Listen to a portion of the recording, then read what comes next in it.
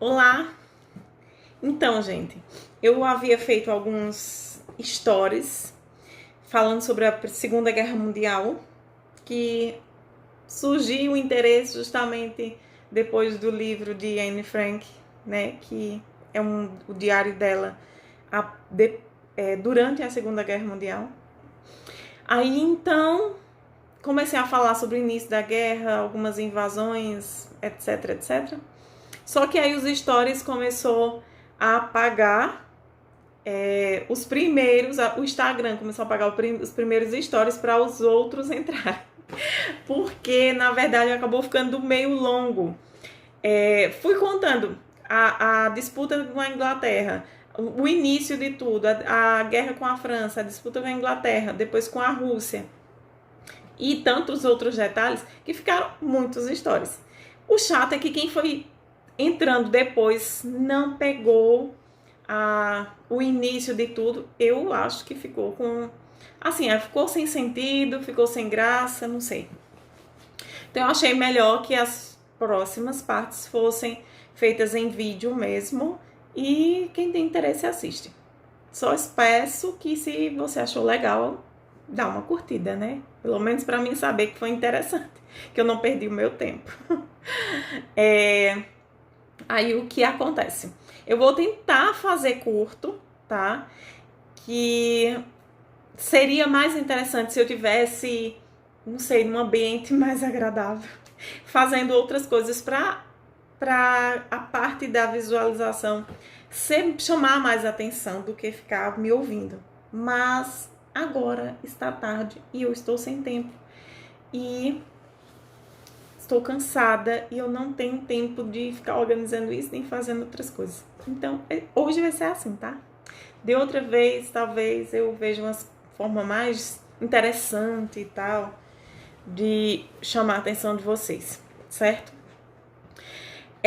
Nós vamos falar esse vídeo sobre a guerra entre os Estados Unidos e o Japão. Vou tentar colocar isso no menor tempo possível, para não ficar cansativo, enfadonho. Então, vejam só. Como eu já havia falado, vou precisar estar repetindo para quem não viu o vídeo, os stories. O Japão, ele já não eram muito amigáveis, né, com os Estados Unidos, não. Os Estados Unidos, eles apresentavam, sim, um certo, vamos dizer assim, um preconceito, sempre tinham piadinhas com a questão dos japoneses, havia, não era os mais amigáveis possíveis, né? Sempre havia os Estados Unidos sempre teve muitos preconceitos, entre outros pontos que em outro momento eu vou comentar com vocês. Mas tinha esse preconceito, piadinhas com os japoneses, fisionomia, aparência deles, que é essa questão de aparência, né? E o que é que acontece? O Japão já estava invadindo a China. Gente, o Japão começou a invadir a China, se eu não me engano, em 1931. Gente, eles começou ali a invadir os Estados Unidos em 1942, se eu não me engano. Acho que seja isso mesmo. 1942. Que foi em Pearl Harbor. Depois eu converso com vocês sobre isso. Aí o que acontece? Pearl Harbor. Não sei se eu pronuncio o nome em inglês corretamente. Enfim. O que acontece? Em 1942. Então você imagina o tempo que a China e outros países ali ao redor dele, foi massacrada por eles. Porque foi muito terror. As mulheres, as pessoas, elas eram estupradas, haviam estupros coletivos no meio da rua. Tem depois um soldado, que eu não lembro o nome dele agora, ele... Tava tentando lembrar o nome dele. Ele depois acabou falando, relatando que estuprou uma jovem chinesa e matou, esquartejou e comeu a carne dela com os colegas dele. Ele era um soldado japonês. E ele comentou o seguinte, que a carne dela era muito macia, melhor do que a carne de porco. Então, só para ter uma ideia da coisa como era. Como eu já havia comentado no Stories, as torturas que eles faziam com os prisioneiros americanos, australianos, entre outros, mesmo chineses, eram terríveis. Eles aplicavam a peste bubônica, cólera, entre outras doenças, nas pessoas, colocavam eles em situação de muita resistência, como num frio, não sei quantos graus abaixo de zero, 30 e tantos graus abaixo de zero, e para eles ter que fazer situações com quase nenhuma roupa, e subir em obstáculos, correr, fazer coisas colocando em resistência o organismo deles. Isso é um dos poucos, porque muita coisa que aconteceu foi destruída, foi arquivada.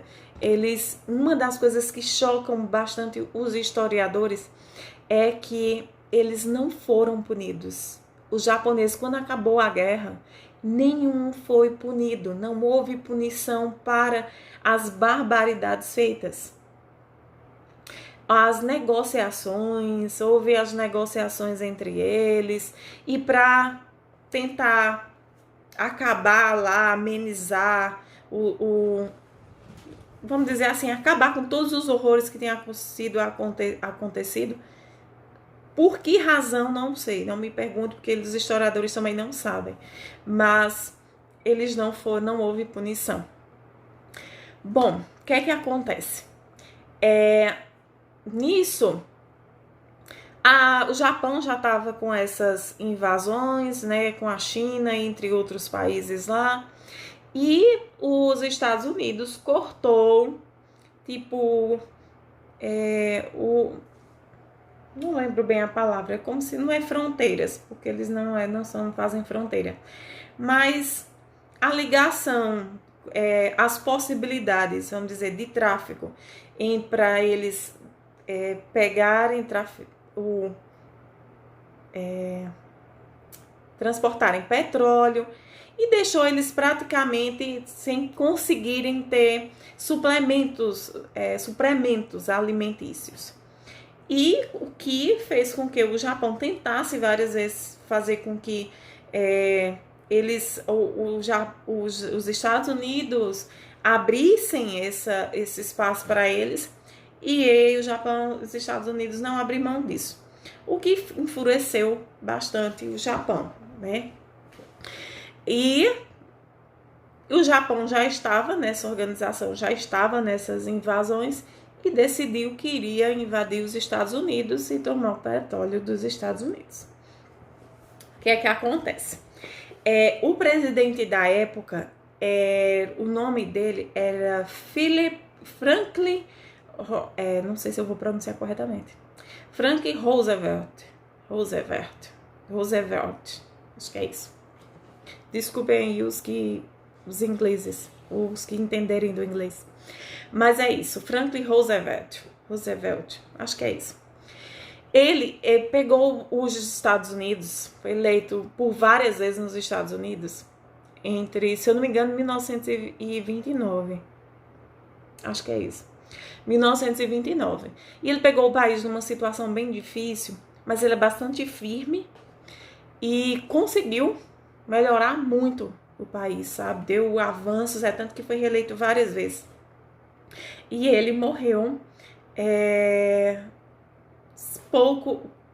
o presidente, inclusive, que entrou depois dele, porque ele morreu, ele tinha uma doença em que ele escondia da população, não se fala qual era a doença, talvez não foi divulgado, porque os historiadores também não falam, mas ele estava bastante doente. E, inclusive, chegou a ponto dele se ausentar do trabalho, passar até de um mês sem ir trabalhar e não dar satisfação por causa da doença, né? E depois ele veio a falecer. Quando o outro presidente assumiu, depois do falecimento dele, que foi Harry Truman, faziam poucas semanas que a Alemanha já tinha sido derrotada. Porém, ainda estava a briga com o Japão. Bem, vamos para o início, que essa parte aí já é no final. O que acontece? Roosevelt, minha gente. Roosevelt, Franklin Roosevelt, ele não estava, antes de tudo isso, ele não queria se envolver na guerra, ele estava muito traumatizado com o que havia acontecido com a Primeira Guerra, todos os traumas, todas as mortes, todo o prejuízo que uma guerra traz, a Primeira Guerra Mundial, porque a diferença não foi muita para a Segunda. Então, ele estava bem traumatizado, porém ele estava bastante atento, porque Hitler já fazia ameaças e já fazia falas de que pretendia chegar à América, pretendia chegar aos Estados Unidos. Mas ele não queria até então se envolver por todas essas questões que eu já falei. Então, ele sempre se pronunciava e falava de tom bem-humorado e falava para a população: não se preocupem, eu não pretendo entrar nessa guerra, eu não pretendo ainda entrar nessa guerra, eu não vou convocar os filhos de vocês, fiquem tranquilos. E levava a coisa tentando tranquilizar a população, porque a guerra estava bem fervenha, e para não se envolver, né? Tentando não se envolver, mas já de alerta, porque isso ia chegar até ele mais cedo ou mais tarde. Mas o que acontece?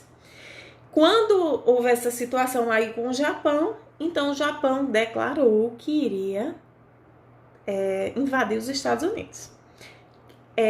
Os decodificadores dos Estados Unidos, esses decodificadores, não sei se tipo, eles da Marinha, se eu não me engano, acho que era da Marinha. Bom, deixa eu ver se aqui tem onde eles eram.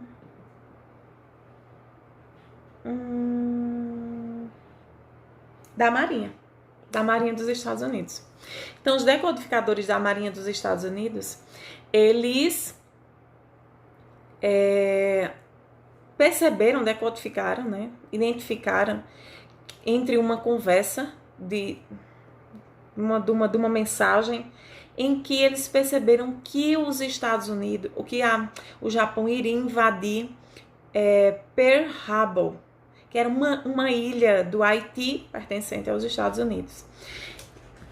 O que acontece? Nessa ilha, gente, estavam todos os navios de guerra, aviões, não todos, mas aviões de guerra, navios, estavam todos lá em Pearl Harbor. O comandante, né, que comandava, era responsável por isso, milhares de soldados que tomavam de conta, que organizavam, estavam lá. O que acontece? Eles decodificaram, gente, eles viram que o Japão pretendia, apesar da mensagem estar cortada, porque a mensagem não estava completa, mas estava claro, eles tiveram clareza, o presidente Franklin Roosevelt teve a certeza que eles iriam invadir Pearl Harbor, e disse que mandassem essa mensagem para eles, avisem para eles que eles vão ser bombardeados, que o Japão vai entrar lá. Só que o que acontece? O general lá, que ficou de mandar a mensagem lá, disse que não precisava mandar, não ia mandar, porque eles já tinham mensagens demais, eles já tinham recebido mensagens demais. Isso por uma série de fatores, que tinham sido enviadas mensagens, porém essas mensagens não tinham chegado, E ele não achou que não precisava ser enviado mais uma. Não enviou essa mensagem. Porém, as outras não tinham chegado ainda. Gente, vocês imaginam a bagaceira que foi aquilo. Inclusive, que eu tava lembrando agora, tem um filme que eu ainda não assisti, que se chama Pearl Harbor. Acho que é assim que se pronuncia, não sei se estou falando o inglês corretamente, mas eu ainda não assisti, não sei se ele corresponde realmente aos detalhes da história, mas eu imagino que sim. Mas se trata dessa primeira invasão do Japão aos Estados Unidos. E eles pegaram eles de surpresa, gente. Eles foram... quando o Japão tinha, gente, quando eles foram para esse primeiro ataque, eles tinham 6 porta-aviões. A sorte que os porta-aviões dos Estados Unidos não estavam lá. Estavam os chamavam de contra-torpedeiros, que faziam as coisas de lança-torpedos, mas não é torpedos, como se fosse mísseis, né? Chamavam desses torpedos. E os encouraçados. Sim, gente, esses são tanto os contra-torpedeiros quanto os encouraçados, eles são enormes navios. Enormes navios. Coloca no Google para você ver o que são eles. Enormes navios de guerra. Os encouraçados, eles são blindados. Eles têm o maior alcance já existente para lançar, sabe? Lançar, fazer os lances lá de bomba. Não sei se o nome é chamado assim de bomba. Mas eles são os maiores lançadores já existentes. São blindados, são aviões de guerra. E estavam lá, o dos Estados Unidos, em Pearl Harbor. Então, o que acontece? Estavam lá milhares de soldados, né, do exército, o comandante em casa, tranquilo, lá, né, na casa que ele estava hospedado, tranquilo, sem imaginar. Quando os japoneses chegaram lá com 6 porta-aviões, navios submarinos de guerra. Inclusive, quando eu comecei a ver, acho, dessas questões dos porta-aviões, abre um parênteses aí, eu comecei a me interessar em saber se o Brasil tem porta-aviões. Eu fui pesquisar e o Brasil tem um porta-avião. O único na América Latina a possuir porta-aviões. Não que queiramos que o Brasil precise utilizar porta-aviões em situações como essa. Longe disso. Mas eu fiquei curiosa em saber, né, se o Brasil também tinha porta-aviões. Ele tem um. Então, porta-aviões já está dizendo. Ele porta-aviões. Imagina o tamanho que deve ser isso. Porque para poder levar avião já é enorme, né? E você levar não sei quantos aviões, inúmeros aviões, o negócio tem que ser muito grande, né? Então, na época, o Japão tinha 6 porta-aviões. Nessa invasão, eles foram 6 porta-aviões. Os Estados Unidos tinham 4 porta-aviões. Isso de início, tá? Mas os porta-aviões dos Estados Unidos não estavam lá. O que é que acontece? Quando os japoneses chegaram, que eles viram lá, ouvindo música e tudo, e tiraram lá a música, e quando eles chegaram, que eles viram a primeira expressão deles, a primeira que eles começaram, as mensagens que eles começaram a divulgar e a já chamar, eram uma mensagem um código que significava tigre. E queria dizer, era um código que eles usavam, deixa eu até procurar aqui como era o nome do código, que eu acho que eu anotei. Bom, gente, o código era Tora, Tora, Tora.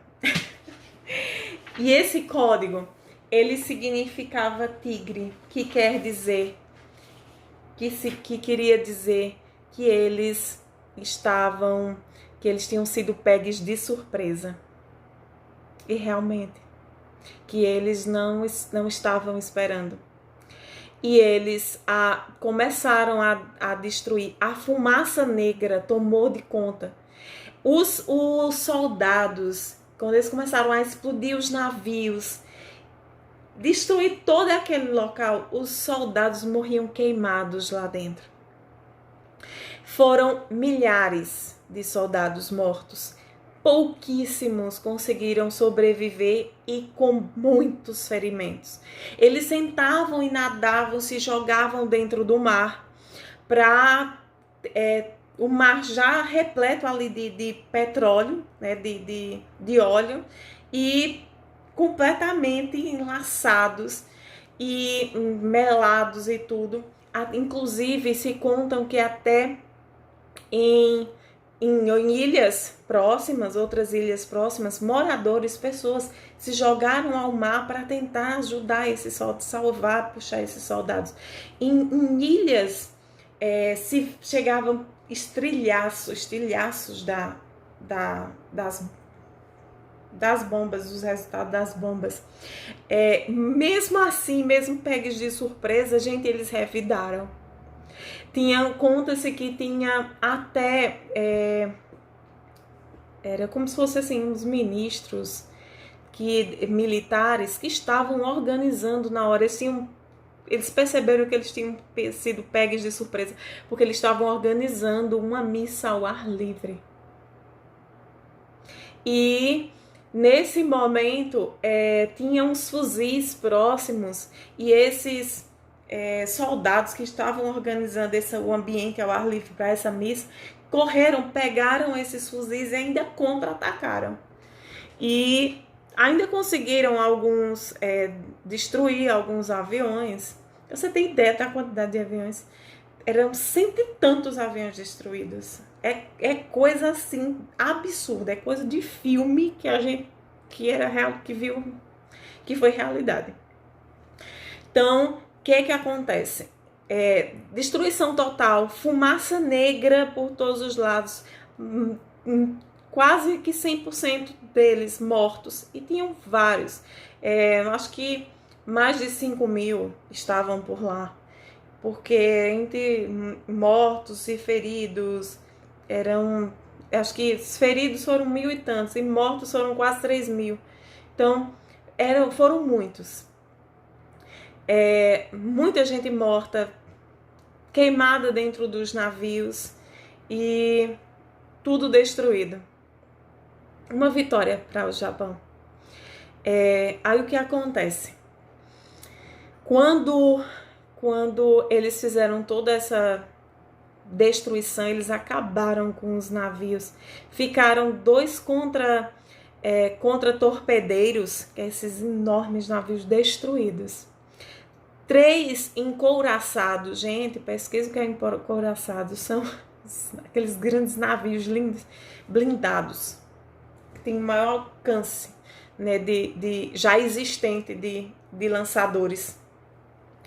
Eles foram afundados, e alguns foram afundados e outros foram ancorados. O que acontece? Com essa vitória, né, do Japão e esse ataque de surpresa do Japão, então o presidente Roosevelt não teve outra atitude a não ser declarar guerra ao Japão. Então, quando ele ficou sabendo daquilo que tinha acontecido, ele ficou bastante surpreso e fez um depoimento declarando guerra ao Japão. Mas vejam só, eles tinham destruído tudo, quase tudo, né, dos instrumentos, né, de guerra dos Estados Unidos. Mesmo assim, para você ter uma ideia, eles começaram a invadir, e eles não pararam por aí, eles começaram a fazer outras invasões. em outros locais dos Estados Unidos. E os Estados Unidos não tinham tempo para restituir. Então, eles colocaram os contra-torpedeiros, os encoraçados, para serem arrumados. O que precisava-se de meses para poder eles serem restituídos, o presidente disse que queria dias para que ele fosse restituído. E o engraçado da história é que em poucos dias esses navios já estavam entrando em guerra. Eles já estavam voltando para a guerra. Só que, é claro, era meio que uma missão suicida, mas era coisa... É guerra, né? Então, é uma missão suicida porque, para os soldados que estavam lá, eles não estavam em boas condições. Era uma situação de emergência. Eles precisavam dos navios de guerra para voltar, porque a guerra não parava e o Japão se aproveitou disso e começou a contra-atacar em outros locais, sabendo que eles estavam em situação inferior e eles não tinham tempo para organizar, se preparar e preparar os navios e tudo. Era coisa de emergência. Só que os Estados Unidos têm uma potência tão grande, né, que eles conseguiram aí restituir, mesmo que não com essas qualidades, essas condições, 100% esses navios. O que é que acontece? Vou tentar agilizar a vida aqui por causa do tempo. O que é que acontece? Os navios foram... Gente, teve várias batalhas. E os Estados Unidos levando desvantagem. Para vocês terem uma ideia, os soldados dos Estados Unidos, eles eram muito jovens, eles não estavam preparados para a guerra. Muitos tinham acabado de sair do estudo, da preparação para pilotar aviões, e eles já tiveram que entrar e pilotar aviões para a guerra. Então, eles, em comparação, por exemplo, aos japoneses que já estavam nessa preparação, e até mesmo quando foram lutar com Hitler, era uma realidade diferente, mas era uma situação de emergência. Então, o que é que acontece? Sei que houve várias batalhas, os Estados Unidos, mesmo se mantendo firme e dizendo que eles iriam ganhar. Vejam, um detalhe que eu já esquecendo que é muito importante.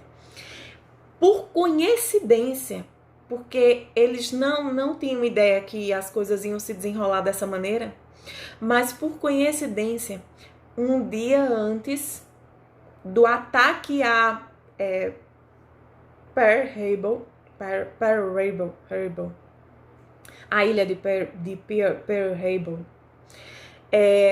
do Japão, esse primeiro ataque do Japão, a surpresa, o presidente, né, Roosevelt, ele tinha no dia anterior aprovado o estudo dos cientistas de uma bomba atômica. No dia anterior a esse ataque. Ele tinha aprovado,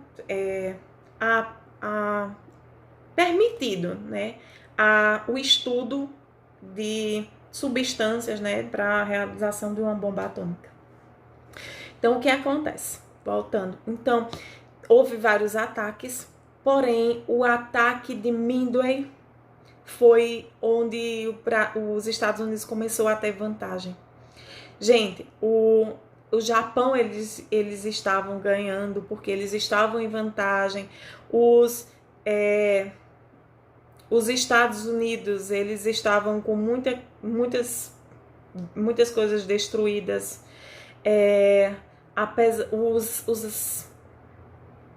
O Japão já estava nessa batalha de Midway com 8 porta-aviões, enquanto que os Estados Unidos tinha 6 porta-aviões. Nessa época, nessa fase, né, nesse momento, ele tinha 6 porta-aviões. Então, nessa batalha de Midway foi muito decisivo para os Estados Unidos. Primeiro, o ponto principal que eles colocam que foi importante para eles foi o fato deles terem se preparado, sabendo o que era que o Japão iria fazer. Eu vou pegar até uma frasezinha que o comandante disse que foi a única salvação deles. A frase que ele dizia que foi a salvação dos Estados Unidos. O que é que acontece? Eles já tinham, lá na batalha, o Japão já tinha conseguido destruir os porta-aviões dos Estados Unidos.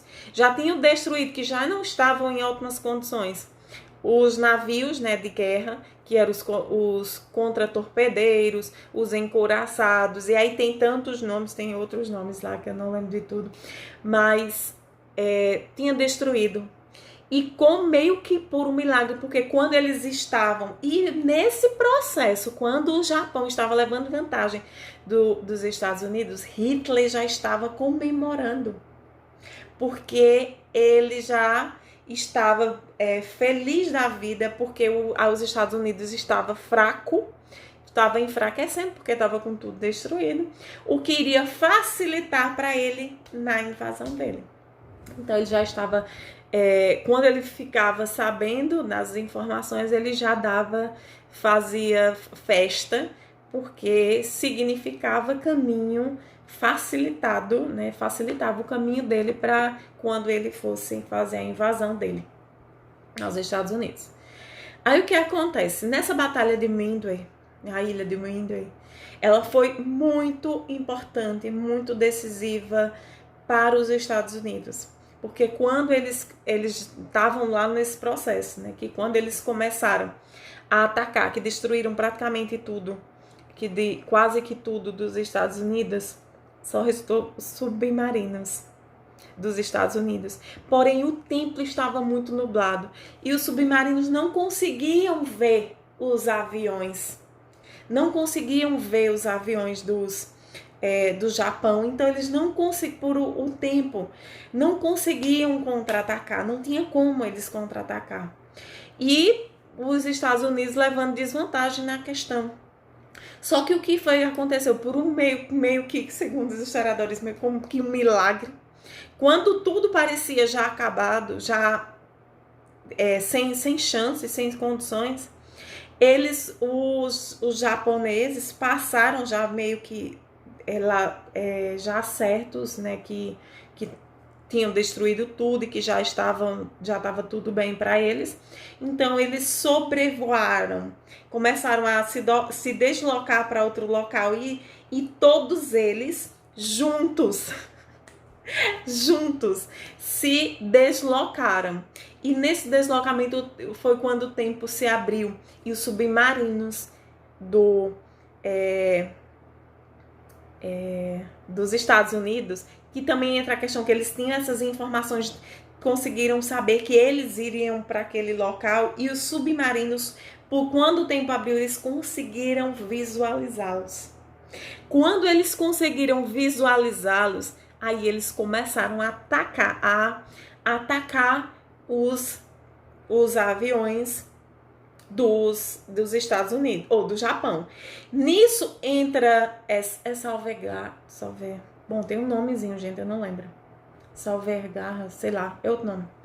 Que vieram de um lado, tudo estrategado, porque eles já fizeram toda a questão da estratégia, vieram por um lado, e os outros que saíram do outro lado, que eram dos portas, os únicos que ainda restavam eram aviões de 3 de um lado e 3 do outro, e os submarinos que conseguiram ver, eles fecharam e contra-atacaram e conseguiram destruir os porta-aviões. Os aviões que vieram fechando conseguiram destruir os porta-aviões do Japão.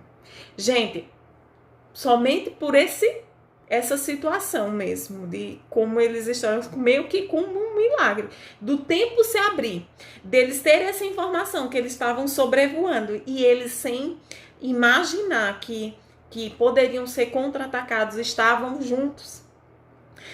sobrevoaram justamente em frente, embaixo de onde os submarinos estavam, dos Estados Unidos, e eles contra-atacaram. E nisso mandaram as coordenadas, né? E os 3 aviões que vinham tem as direções de um lado e do outro, encurralaram e destruíram os porta-aviões do Japão.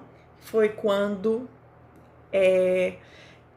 eles, não sabendo que os Estados Unidos tinham conseguido destruir os porta-aviões deles e todos esses aviões que estavam, o comandante lá deles não sabia dessa informação na hora, mandou os navios lá contra-atacar, o que fez com que eles destruíssem também.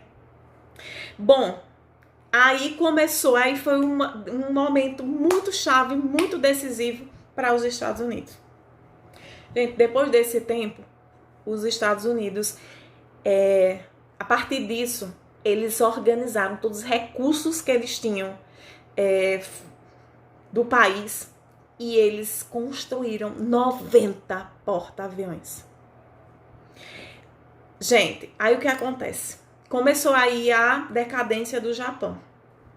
E nisso, né, nessa fase aí, a bomba atômica ficou pronta.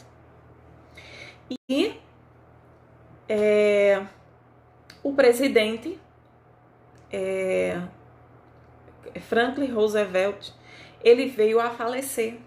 E a briga, vejam, aí tem toda uma questão, porque os Estados Unidos também entrou na União de Países para derrubar o reinado de Hitler. Eles se uniram também com outros países para tentar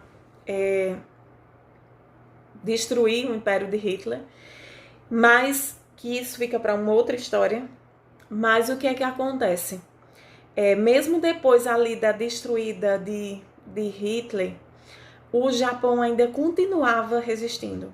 Eu esqueci de dizer para vocês o seguinte: eles tinham eles eram os soldados do Japão. Eles foram como se doutrinados para serem totalmente fiéis ao imperador e cometer suicídio pelo imperador, caso eles fossem pegos, para que eles não entregassem as estratégias, que eles não entregassem, eles prometiam suicídio. Tanto que quando eles saíam em ataque, tinha um símbolo, eu não lembro se era um sol junto com outra coisa, eu não lembro bem como era o símbolo, mas tinha um símbolo que acompanhava eles nas aeronaves, na testa. Era um símbolo que eles usavam, que significava que eles cometeriam suicídio pelo imperador. Isso tinham até mulheres que eram jovens mulheres, que eram incentivadas, que eram meio que convencidas, eu acho que a palavra, vamos dizer assim, obrigadas a ter que também se submeterem a essas situações e também morrerem pelo imperador. Como eles também tinham aquela coisa de se envolverem, encherem de bombas e fazerem esse tipo de coisa. Inclusive, na China, outro ponto importante, eles borrifavam doença nos rios, eles borrifavam nos locais, no ambiente, eles jogavam bombas também de doença nas cidades, na China. Eles tentaram fazer isso também em algumas invasões dos Estados Unidos, que eram também estratégias deles nesse sentido. Aí o que acontece? Quando se passou aí nesse sentido, os soldados, né, o exército japonês, eles eram animais, eles eram muito resistentes. Logo, eles tinham feito uma luta, todo um convencimento com a população e com os soldados de preparação para a guerra, né? Para que eles morressem pelo imperador e vida ao imperador. É tanto, gente, que se tivesse um ataque a um imperador e o imperador viesse a morrer, por exemplo, por exemplo, todos os... não é soldado, mas só para vocês entenderem. É como se fossem os soldados, os súditos dele, os generais dele, teriam que cometer suicídio também. Então, tamanho era aquela situação. Todos se ajoelhavam diante do imperador. Num determinado horário, todos se voltavam ao local onde o imperador, isso era no próprio país, onde o imperador vivia, e se ajoelhavam em determinado momento, determinado horário diante do imperador. Então, o que é que acontece? Quando eles estavam bastante desgastados, já estavam bastante fragilizados, porque com essa derrotada, né, de Midway, que foi muito importante, muito fundamental para os Estados Unidos, eles começou a enfraquecer o exército, né? Tudo estava sendo destruído. Eles sabiam que eles não tinham potencial, eles não tinham a condição, o potencial que os Estados Unidos tinham de se reconstituir com maior facilidade, enquanto que eles não tinham essa facilidade, o tempo, em menos tempo, como os Estados Unidos. Então, mesmo assim, eram muito resistentes e continuavam na guerra, e continuavam insistindo, e continuavam lutando. E não aceitavam desistir da guerra. Só que aí começou a ficar bem desgastante para os tantos soldados, apesar deles ainda serem muito fiéis ao imperador e tudo, e estarem morrendo muitos, e o exército muito enfraquecido, mesmo assim se mantinham. O que é que acontece? O presidente Franklin Roosevelt faleceu e Harry Truman assumiu. E aí, quando o Harry Truman assumiu, ele já começou nesse sentido. E ele mandou, já estavam com a bomba, e Roosevelt já tinha também, mesmo quando era ele, só que ele ainda não queria usar, não usou, não tinha conselheiros dele que ele tinha um deles que era um dos generais, generais não, é como se fosse ministro, sabe? Conselheiros próximos dele, que tinha um que ele gostava muito, que era muito próximo a ele, e ele confiava muito nele. E a mentalidade desse amigo dele, que era tipo como se fosse um general lá, um ministro lá de trabalho próximo dele, né? Não tinha concepções assim da bomba, então sempre aconselhava a não usar. Porém, quando Harry Truman assumiu, as ideias já eram diferentes. Esse amigo, esse ministro lá, continuava lá com a mesma função, porém já não era tão próximo de Truman, né? Então as influências dele já não tinham tanto poder sobre Truman. Aí o que acontece? Truman já mais firme, e manda um aviso para o imperador, dizendo para ele, pedindo para ele que acabasse com a guerra, que ele desistisse, que ele parasse com a guerra, que ele não pretendia tirar o imperador do poder. Ele não tinha esse objetivo. Tanto que chamado de Potsdam, o documento que colocava as condições de definição, né, de rendição do Japão. Que esse documento, que é chamado de Potsdam, não sei se estou pronunciando corretamente, mas é Potsdam, ele definia como que as condições, que não pretendia tirar o imperador do poder, mas ou por ele não ter entendido, e também eles tinham uma sede, uma segurança, toda a população estava sendo, até a mesma população, muito convencida de que eles tinham que resistir até o fim, que eles não iriam ceder, que eles iriam tomar conta, que eles iriam lutar e invadir e continuar a guerra. ele não cedeu. Então aí Truman ameaçou que se ele não desistisse, não parasse, não desistisse da guerra, ele iria ver a maior destruição em minutos que ele nunca tinha visto na vida dele. E aí ele não cedeu. Ele não desistiu. E foi aí aquilo que vocês já conhecem da bomba em Hiroshima. Hiroshima, Nagasaki, né?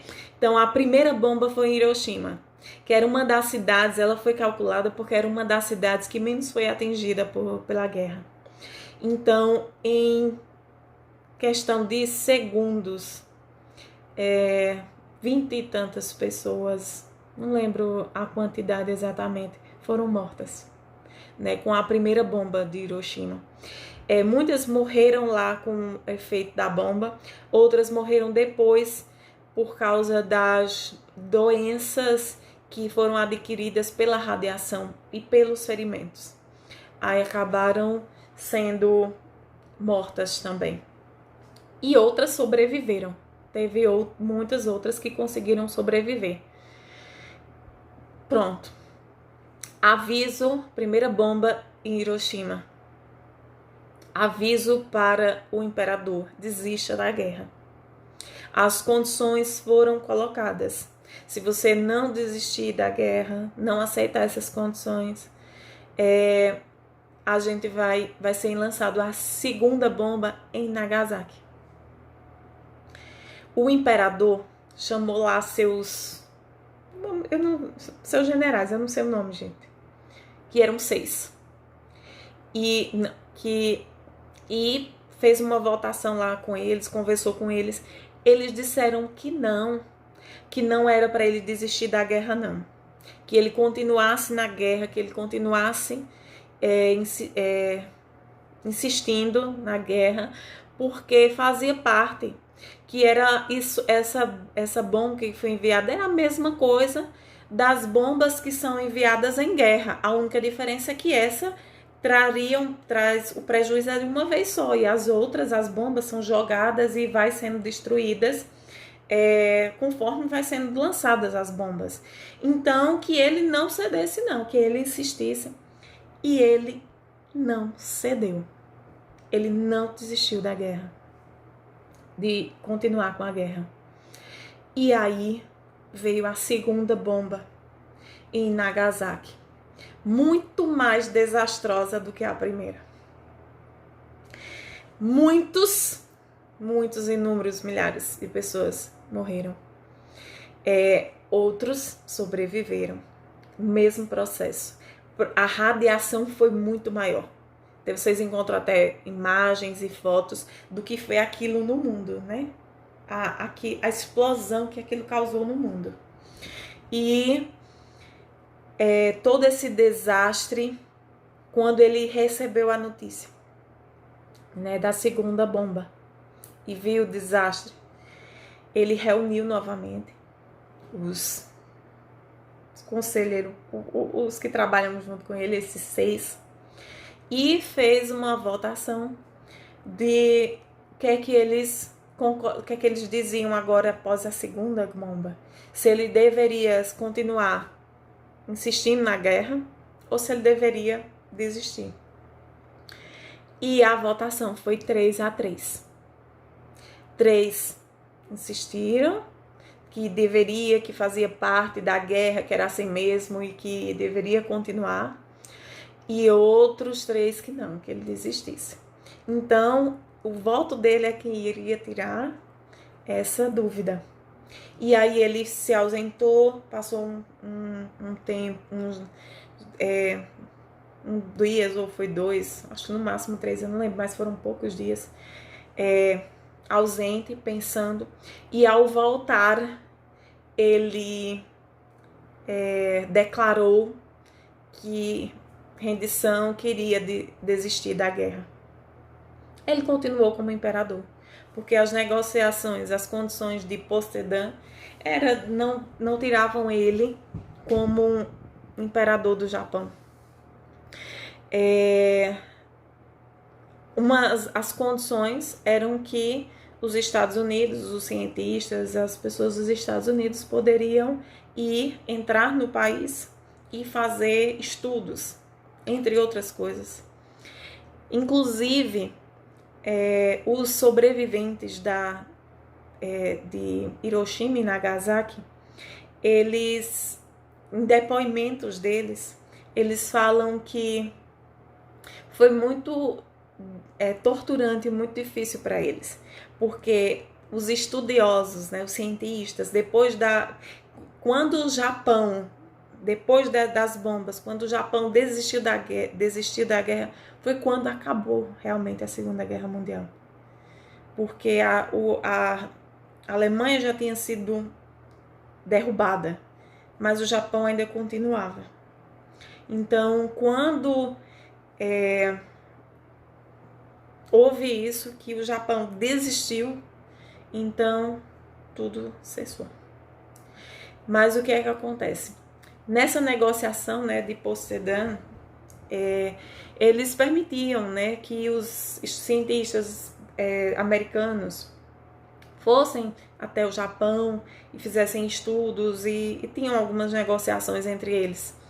E entre os depoimentos que se tinham entre pessoas que tinham sido sobreviventes tanto de Hiroshima quanto de Nagasaki, eles disseram assim, que foi muito humilhante para eles, porque os estudiosos, tanto do Japão, os cientistas, né, tanto do Japão quanto dos Estados Unidos, que estudavam as feridas, todo o efeito da radiação entre eles não faziam estudos para tentar, vamos dizer assim, curá-los, para tentar melhorá-los.